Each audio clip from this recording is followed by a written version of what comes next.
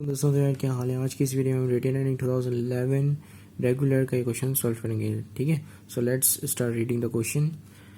Few transactions were posted in retained earning account of Irfan and co. ठीक है, तो ये रिटेन अर्निंग अकाउंट और इरफान की कंपनी इरफान एंड कंपनी को का मतलब कंपनी। ठीक है, उसकी हमें पास रिटेन अर्निंग का टी अकाउंट बेसिकली मौजूद है और टी अकाउंट को ये यहाँ तक जा रहा है टी अकाउंट।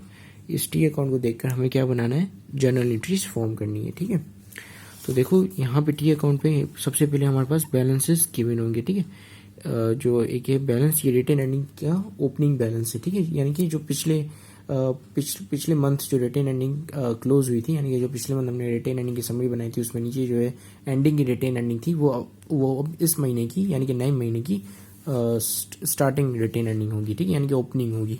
तो इस ओपनिंग को हम यूजुअली इस ओपनिंग की कोई एक जर्नल एंट्री नहीं बनती। जर्नल एंट्री बनती है इनकम समरी की, और जो प्रोविजंस या जो चीज़ें जो है वो रिटेन अर्निंग से निकाली गई हैं उनकी।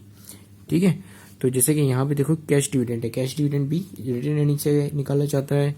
ठीक है, रिजर्व फॉर बिल्डिंग एक्सटेंशन है वो भी रिटेन अर्निंग से निकाला जाता है, और रिजर्व फॉर सिंकिंग फंड है ये भी रिटेन अर्निंग से निकाला जाता है, और रिजर्व फॉर कंटीजेंसीज भी रिटेन अर्निंग से निकाला जाता है। ठीक है, अब ये बैलेंस CRA इसे हम कंसिडर इसे हम नहीं देखेंगे क्योंकि ये डिफरेंस है। ठीक है, किस चीज़ का डिफरेंस है, ये जो रिटेन अर्निंग की ये जो यहाँ पे क्रेडिट साइड है और ये डेबिट साइड है। ठीक है, ये क्रेडिट साइड है और ये डेबिट साइड है।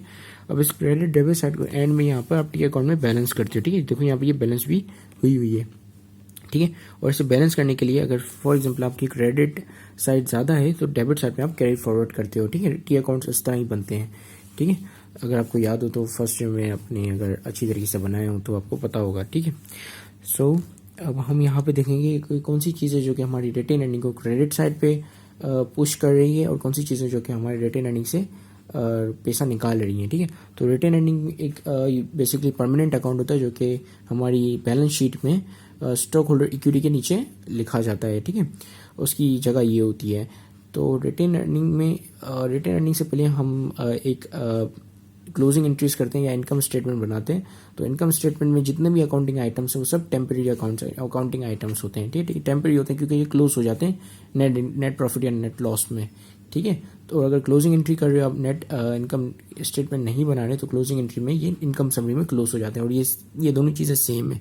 इनकम स्टेटमेंट और क्लोजिंग एंट्री सेम है। ठीक है, क्योंकि क्लोजिंग एंट्रीज में आप एक्सपेंस और रेवेन्यू को क्लोज कर रहे होते हो और इनकम में भी आप यही कर रहे होते हैं इनकम स्टेटमेंट में। ठीक है, अब तो ये कि अब यहाँ पर हमें देखना है कि कौन कौन सी चीज़ें रिटेन अर्निंग को क्रेडिट साइड पे पुश करनी है और कौन कौन सी चीज़ें रिटेन अर्निंग को डेबिट साइड पे पुश करेंगे। ठीक है, तो जितनी भी डेबिट साइड पे जितनी भी यहाँ पे ट्रांजेक्शन है इन बिल्कुल सिंपल क्वेश्चन है। कोई यहाँ पर कोई मुश्किलात नहीं है। 2011 रेगुलर का पेपर सबसे आसान तरीन पेपर है। ठीक है, अंटिल अनलेस 2021 का पेपर उसको बीट ना कर दे। ठीक है, तो यहाँ पर हमारी जितने भी डेबिट साइड पे जो भी ट्रांजेक्शन है वो सब रिटेन अर्निंग को डेबिट साइड पे रिकॉर्ड करेंगी, और जो भी क्रेडिट साइड पे यहाँ पे ट्रांजेक्शन है वो रिटेन अर्निंग को क्रेडिट साइड पे नोट करेंगे। यानी कि खुद जैसे एक्सपेंस रेवेन्यू समरी है ये खुद जो है वो खुद जो है वो डेबिट साइड पे, तो जिसकी वजह से रिटेन अर्निंग क्रेडिट साइड पे। ठीक है,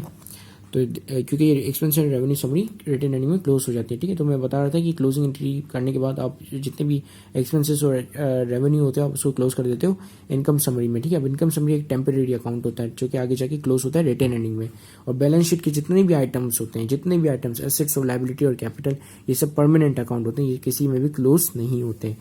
ठीक है, तो अब ऐसे करने का बिल्कुल सिंपल तरीका ये है कि let me just get paper and pen. तो मैंने यहाँ पे जर्नल बना लिया है। ठीक है, तो सबसे पहले हम एक्सपेंस और रेवेन्यू समरी को क्लोज करते हैं रिटेन अर्निंग में। ठीक है, और अगर आप यहाँ पर देखो तो एक्सपेंस और रेवेन्यू समरी जो है वो क्रेडिट साइड पे। ठीक है, तो इसका मतलब ये रिटेन अर्निंग को क्रेडिट की तरफ पुश करेगी। ठीक है, तो सबसे पहले हम यहाँ पे लिख लेते हैं इनकम समरी। ठीक है, तो हमने यहाँ पे इसे लिख लिया। ठीक है, टी अकाउंट इसको टी अकाउंट से ही टी अकाउंट के जरिए ये जर्नल एंट्री बनाने से पहले हमें ये जानना काफ़ी ज़रूरी होता है कि टी अकाउंट किस तरह बनता है। ठीक है, तो जर्नल से टी अकाउंट इस तरह बनता है कि जैसे अगर समझे कि रिटेन अर्निंग का टी अकाउंट बना रहे हैं तो रिटेन अर्निंग यहाँ पे क्रेडिट साइड पे हुआ तो हमने यहाँ पे लिख लिया 4 लाख। ठीक है, क्रेडिट साइड पे यहाँ पे 4 लाख लिख लिया। अब किसकी वजह से हुआ वो वजह हम यहाँ पे लिखते हैं, जैसे यहाँ पे लिखा हुआ है कि एक्सपेंस और रेवेन्यू समरी की वजह से ये क्रेडिट साइड पे आया रिटेन अर्निंग्स, ठीक है। तो रिटेन अर्निंग क्रेडिट साइड पे आया एक्सपेंस एंड रेवेन्यू समरी की वजह से, ठीक है। तो इस तरह हम टी अकाउंट बनाते हैं और टी अकाउंट से भी हम इस तरह यहाँ डेटा जो है एक्स्ट्रा करके जनरल एंट्री बनाएंगे, ठीक है।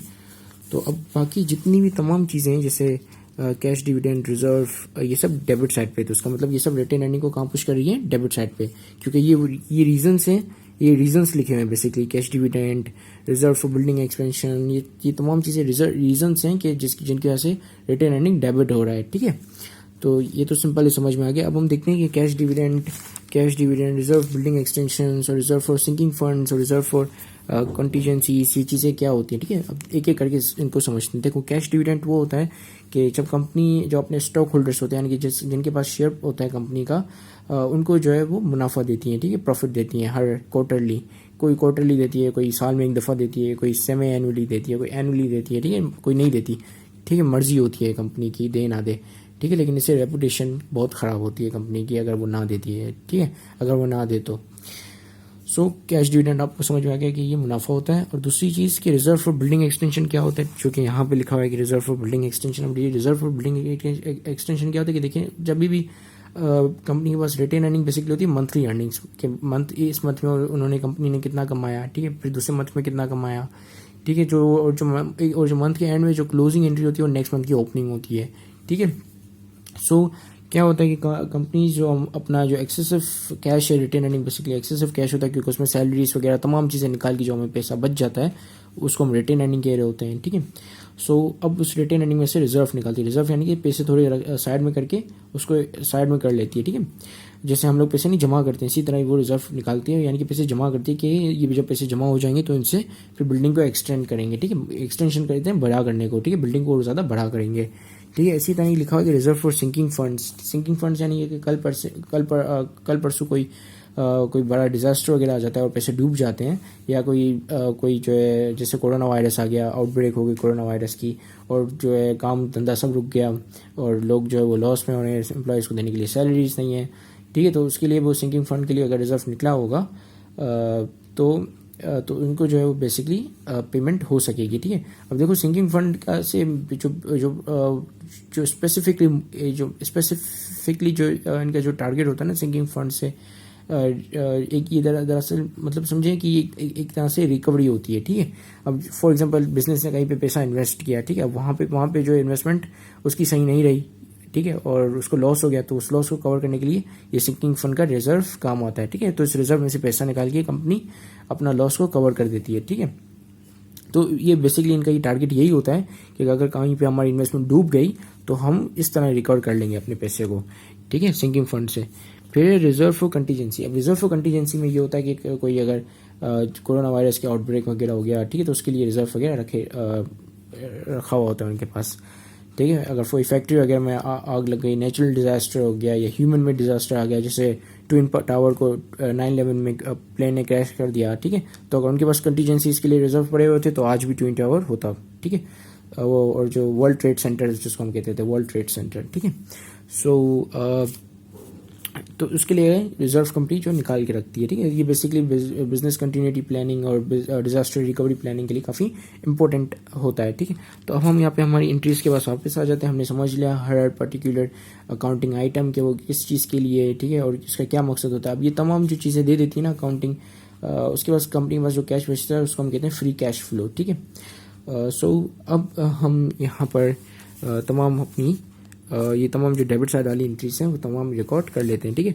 तो सबसे पहले हमारे पास है कैश डिविडेंड, वो भी रिटेन अर्निंग से निकला है। तो रिटेन अर्निंग बेसिकली एक रेवेन्यू अकाउंट होता है, उसको हम उसकी जो ट्रीटमेंट बिल्कुल रेवेन्यू अकाउंट की तरह होती है, जब भी बढ़ता है तो उसको क्रेडिट करते हैं, जब भी घटता है उसको डेबिट करते हैं। तो अभी हमने कैश डिविडेंड निकाल के दिया रिटेन अर्निंग, तो जाहिर सी बात है रिटेन अर्निंग यहाँ पे घटा, ठीक है, तो घटा तो उसको यहाँ पे हम डेबिट साइड पे रिकॉर्ड करेंगे रिटेन अर्निंग को, ठीक है, रिटेन्ड अर्निंग्स, ठीक है, यहाँ पे लिख लिया। और किसकी वजह से घट गया, कैश डिविडेंड की वजह से घट गया क्योंकि हमने कैश डिविडेंड निकला। अभी कैश डिविडेंड पेबल होता है क्योंकि बोर्ड ऑफ डायरेक्टर जिस वक्त डिसाइड करते हैं उसी वक्त हम अकाउंटेंट जो अपनी बुक्स ऑफ अकाउंट्स में इसको लिख लेते हैं, लेकिन एज अ पेबल। फिर जब ये लेटर ऑन जब पेड किया जाता है तो उसको ये पेबल को हम जो है ख़त्म कर देते हैं, इसकी जो सेटलमेंट कर लेते हैं, ठीक है, क्योंकि एक लायबिलिटी तो लायबिलिटी आगे जाके सेटलमेंट होती है। जब कैश डिविडेंड दे देते हैं, पेड कर देते हैं, तो ये पेबल खत्म हो जाता है, ठीक है। अभी के लिए फिलहाल ये पेबल होता है, ठीक है। तो ये कितना है ये कैश डिविडेंड 4 लाख, ठीक है। तो 4 लाख यहाँ पे हमने लिख लिया, ठीक है। फिर हमारे पास रिजर्व फॉर बिल्डिंग एक्सटेंशन, ठीक है, और फिर रिजर्व फॉर सिंकिंग फंड और रिजर्व फॉर कंटीजेंसीज, ठीक है। तो ये तीनों में साथ लिख रहा हूँ, ठीक है। तो हमने यहाँ पे तमाम डेबिट साइड वाली एंट्री रिकॉर्ड कर ली, ठीक है। जैसे कैश डिविडेंड या पेबल था तो वो भी हमने निकाल लिया रिटेन अर्निंग से। फिर बिल्डिंग एक्सटेंशन निकाला, जिसकी बिल्डिंग एक्सटेंशन निकाला तो जिसकी वजह से रिटेन अर्निंग हमारा डेबिट साइड पे हो गया 1,60,000 से। फिर रिटेन अर्निंग सिंकिंग फंड के लिए निकाला, ठीक है। तो सिंकिंग फंड निकाले रिटेन अर्निंग से, तो तभी भी रिटेन अर्निंग जो है वो डेबिट साइड पे रिकॉर्ड हुआ। और फिर आखिर में कंटीजेंसीज हमने निकाली, ठीक है, रिटेन अर्निंग से। तो this is it. Thank you very much for watching this video. Have a great day and अल्लाह हाफिज़। और अगर आपकी कोई भी क्वेश्चंस हो कोई भी कॉन्सेप्ट के हवाले से, तो आप जो है वो दिल खोल के कमेंट कर सकते हैं, ठीक है।